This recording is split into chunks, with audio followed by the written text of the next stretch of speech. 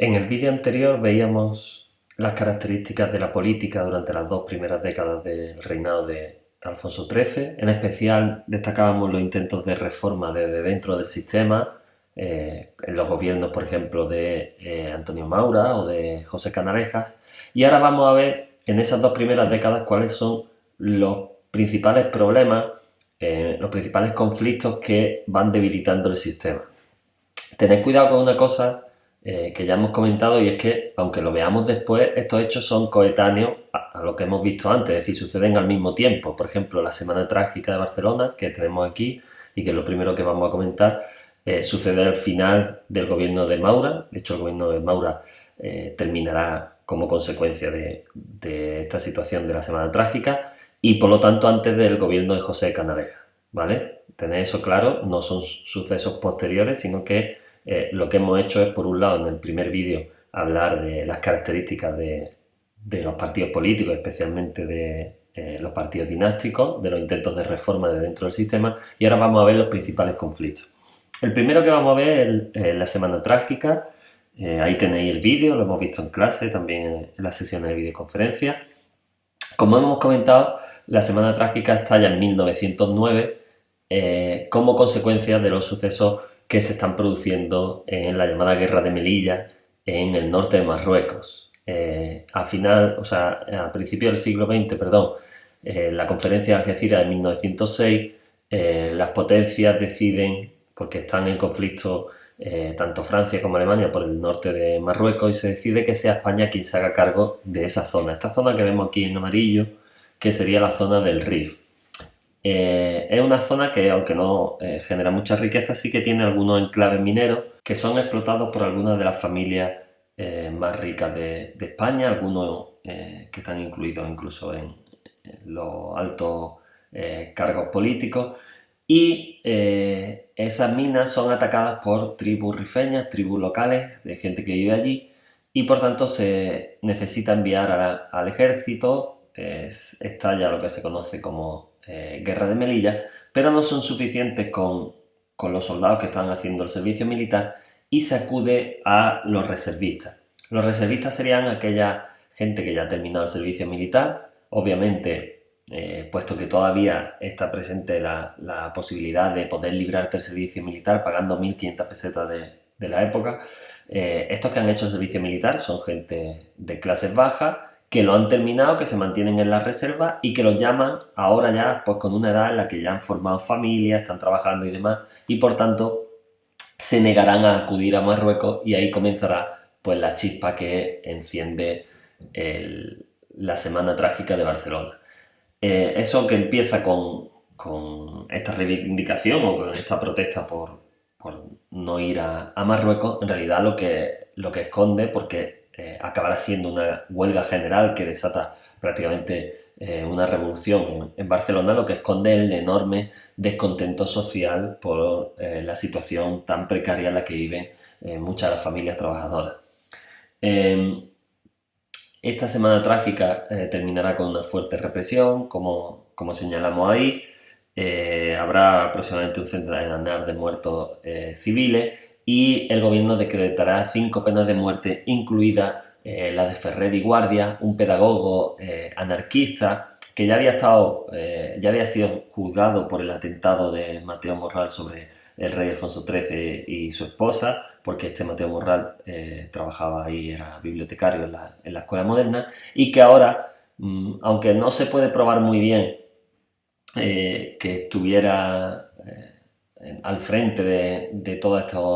tumulto de la Semana Trágica, sí que, bueno, parece que sí que estaba en el ajo, digamos, y en cualquier caso pues es condenado a ser fusilado, y eso desatará una ola de protestas que acabará, tanto nacionales como internacionales, que acabará con el gobierno de Maura. En cualquier caso, esta Semana Trágica es también interesante porque seguramente es la primera vez o la vez que con más fuerza se muestra uno de los grandes miedos de las élites liberales, que era la actividad o la actitud de las masas populares. Es decir, por primera vez o de una forma muy clara se hace evidente pues la oposición radical a todo el régimen de la Restauración que no permita a esas clases populares hacer valer su voz, puesto que ya sabéis que con el sistema caciquil y con el fraude electoral siempre se aseguraba el turnismo político entre los grandes partidos. Desata además esta semana trágica que se ve en el vídeo, desata aquí en esta secuencia, por ejemplo, se apreciaba, desata un fuerte anticlericalismo que va a ser uno de los rasgos más definitorios de la mayoría de esta izquierda, ya sea anarquismo, socialismo o incluso los republicanos, contraria al régimen liberal. Digamos que el anticlericalismo tiene su razón de ser, pues muchos consideran que la Iglesia, consideran que con razón, que la Iglesia siempre ha estado al lado de la élite, pero también ese anticlericalismo es una fórmula populista que utilizan muchos de estos políticos, especialmente Les Roux en esta época, para atraerse de un modo más visceral, no tan racional a las masas populares. Después de esta semana trágica que acaba con el gobierno de Antonio Maura, entre el 10 y el 12 estará en el gobierno Canalejas, y digamos que hay unos años de cierta calma social, pero como señalamos, los problemas seguían ahí presentes. Esta calma social se verá rota por las consecuencias de la Primera Guerra Mundial, o por lo menos por las consecuencias que tiene para España, que no participa en el conflicto y de hecho se favorece de no participar en el conflicto, puesto que mantiene su producción agrícola, industrial, minera, y aumentan muchísimo las exportaciones de productos españoles. Lo que en un principio es un elemento positivo para la economía, acaba siendo un elemento negativo, porque estas exportaciones provocan una fuerte inflación, una gran subida de los precios, los obreros, la gente, la mayoría de la gente en realidad, excepto los grandes burgueses propietarios de estos negocios de exportación, ven como sus sueldos no cambian, por lo tanto, con una mayor inflación, es decir, con precios más caros y sueldos prácticamente iguales, pues se produce una enorme pérdida de poder adquisitivo. Esta pérdida de poder adquisitivo seguramente sea no la única causa, pero sí la gran causa que está detrás de la triple crisis de 1917. Una crisis que, como señalamos ahí, tendría tres vertientes: una militar, una política y una social. La militar sería, bueno, pues el descontento del estamento militar, tanto por esa pérdida de poder adquisitivo como por el sistema de ascenso que primaba los méritos de guerra y que por tanto beneficiaba a los llamados africanistas, esos militares que están en Marruecos, en la guerra de Marruecos. Y en general lo que va a provocar pues es una coordinación del estamento militar, creará la Junta de Defensa, una especie de sindicato cuando está prohibido que los militares tengan sindicatos. Y aparte de eso, lo que muestra esto es que el estamento militar cada vez es más consciente también de su fuerza, de su influencia en la política, porque empiezan a ser muchos los sectores, tanto dentro como fuera del estamento militar, que empiezan a ver, si no con buenos ojos, no con muy malos ojos, la posibilidad de una solución de fuerza, es decir, que el ejército controle un orden social cada vez más descontrolado y que supongan una solución a los problemas de España ante el desprestigio enorme que vive la clase política. Y es que en este sentido también hay una crisis política. El turnismo está cada vez más debilitado, los partidos del turno dinástico, el liberal y el conservador, tienen cada vez más guerras internas, más problemas internos, no son capaces de gobernar porque su propio partido, cuando hay un gobierno, su propio partido en muchos casos boicotea las leyes y tiene que gobernar a base de decretos leyes, es decir, una especie de leyes que son aprobadas directamente por el gobierno y no por el Parlamento. Y en general la sensación es que el modelo del turnismo está acabado. De hecho, hay un intento liderado por Cambó de la Lliga Regionalista que apoyan republicanos, socialistas, de crear otra especie de parlamento o otro parlamento paralelo, la Asamblea de Parlamentarios. Aunque esto es finalmente atajado, bueno, da una idea de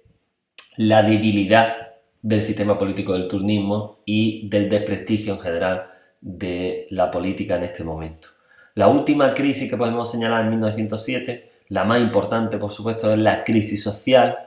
Esta pérdida de poder adquisitivo, esta mala situación económica de gran parte de la población,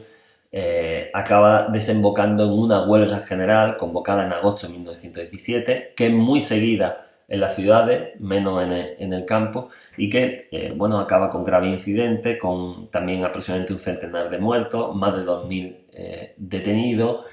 y demuestra, pues como decimos, las enormes tensiones sociales que comienza a haber, y empieza a mostrar la gran polarización de la sociedad, donde hay unas clases populares